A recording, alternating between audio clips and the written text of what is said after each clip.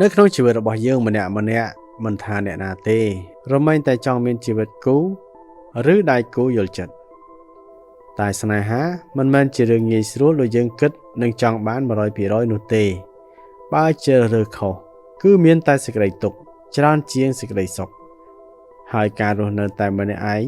ក៏វាមិនមែនជារឿងគួរឲ្យខ្លាចនោះទេជាក់ស្ដែងមានមនុស្សជាច្រើនណាស់ដែលទទួលបាននូវជោគជ័យក្នុងការសិក្សា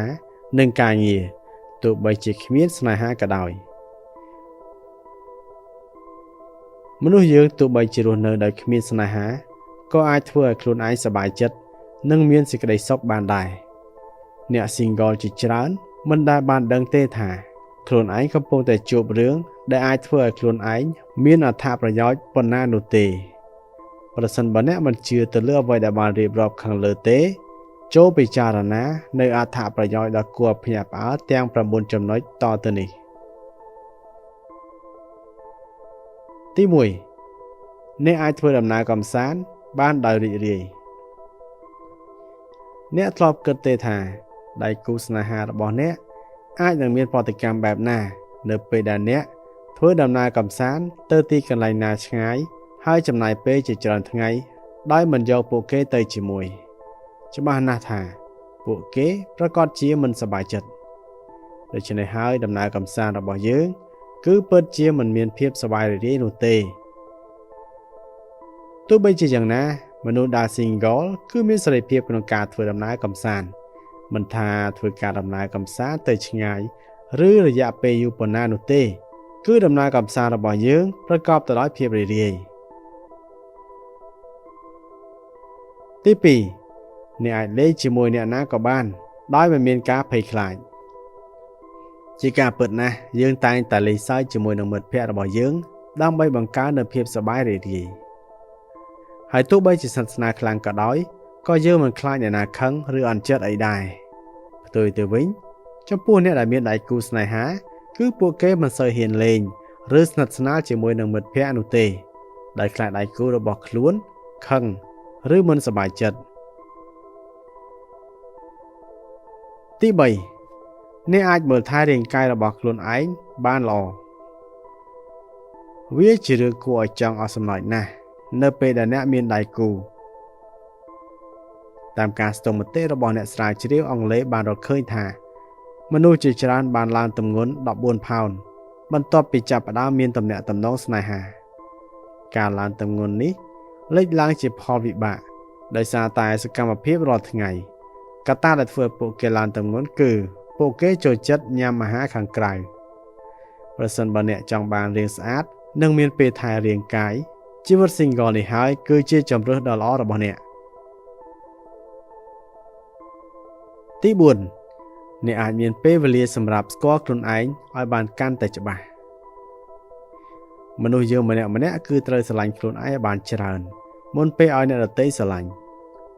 ដូច្នេះហើយយើងត្រូវមានពេលវេលាដើម្បីស្វែងយល់អំពីខ្លួនឯងឲ្យបានច្រើនជាងមុនព្រោះថាប្រសិនបើយើងមិនទាន់ស្គាល់ខ្លួនឯងឲ្យបានច្បាស់ផងតើយើងចង់ឲ្យគេមកស្រឡាញ់យើងយ៉ាងម៉េចទី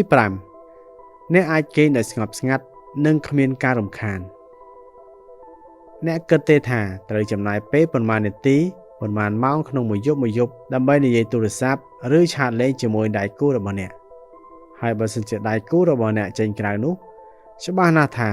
អ្នកត្រូវគេងចាំថាពេលណាដៃគូរបស់អ្នកនឹងមកដល់ផ្ទះវិញតែចំពោះអ្នក single វិញយើងអាចគេងដោយមានភាពសុខសាន្តនិងមិនបាច់ចាំខ្វល់ខ្វាយឬចំណាយពេលឲ្យដៃគូទី6អ្នកអាចក្លាយទៅជាមនុស្សម្នាក់ដែលអាចពឹងពាក់ខ្លួនឯងបានតើអ្នកធ្លាប់ឆ្លងកាត់ការបាក់បែកដ៏រំជួលចិត្តយ៉ាងខ្លាំងឬទេពិតណាស់វាបានធ្វើឲ្យអ្នកបាត់បង់ខ្លួនឯងក្នុងរយៈពេលជាច្រើនខែច្រើនឆ្នាំប៉ុន្តែការឈឺចាប់ទាំងនោះហើយដែលបានបង្រៀនយើងឲ្យចេះស្រឡាញ់និងស្គាល់ខ្លួនឯងឲ្យបានកាន់តែច្រើនជាងមុនបន្ទាប់ពីយើងប្រើជីវិត single ជាថ្មីយើងក៏អាចធ្វើឲ្យខ្លួនឯងមានសេចក្តីសុខពេញលេញមួយបានផងដែរដោយឈប់ពឹងពាក់ទៅលើអ្នកដទៃហើយក៏ឈប់ទុកសេចក្តីសុខខ្លួនឯងទៅអ្នកដទៃតទៀតទី7 អ្នកអាចមានពេលវេលាគ្រប់គ្រាន់សម្រាប់មិត្តជិតស្និទ្ធរបស់អ្នកពេលវេលាកាន់តែទៅមុខហើយមនុស្សម្នាក់ក៏មិនសូវមានពេលគ្រប់គ្រាន់សម្រាប់មិត្តភ័ក្តិពេលខ្លះសឹងតែអត់ទៅទៀតមិត្តភ័ក្តិក៏ជាចំណែកសំខាន់មួយនៅក្នុងជីវិតរបស់យើងដែរព្រោះថាគ្រប់ពេលដែលយើងមានទុក្ខគឺមានមិត្តចាំនៅក្បែរយើងរហូតប្រសិនបើយើងមានដៃគូច្បាស់ណាស់យើងនឹងចំណាយពេលដែលឆ្លៀតពីការងារឬការសិក្សាទៅឲ្យដៃគូនោះទាំងអស់ដូច្នេះការនៅ single គឺជាជម្រើសមួយដ៏ល្អសម្រាប់អ្នកទី8អ្នកអាចគេចចេញពីទំនាស់រវាងអ្នកទី3របស់ដៃគូអ្នកនៅក្នុងស្នេហាច្បាស់លាស់បើសិនមានម្ខាងលួចក្បត់ទៅមានដៃគូទី3វាគឺជារឿងដ៏សែនឈឺចាប់ខ្លាំងមួយសម្រាប់ម្ខាងទៀត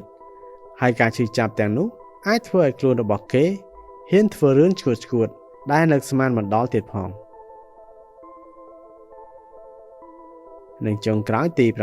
9អ្នកអាចធ្វើអ្វីឈួតតាមចិត្តដែលអ្នកចង់ធ្វើអ្នកនៅ single ភាគច្រើនពួកគេមិនសូវខ្វល់ខ្វាយពីការស្លៀកពាក់ brand និងការតុបតែងខ្លួនខ្លាំងនោះទេព្រោះពួកគេមិនសូវខ្វល់ខ្វាយនឹងភ្នែកអ្នកជុំវិញខ្លួនប៉ុន្មានទេ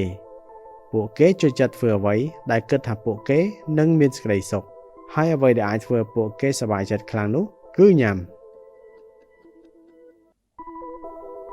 ហើយវីដេអូបន្ទាប់យើងខ្ញុំនឹងលើកយកអត្ថបទមួយដែលមានចំណងជើងថាតោះមកស្គាល់ជីវប្រវត្តិត្រួសរបស់លោកពូទីនបុរសខ្លាំងនៅរុស្ស៊ីសូមអរគុណ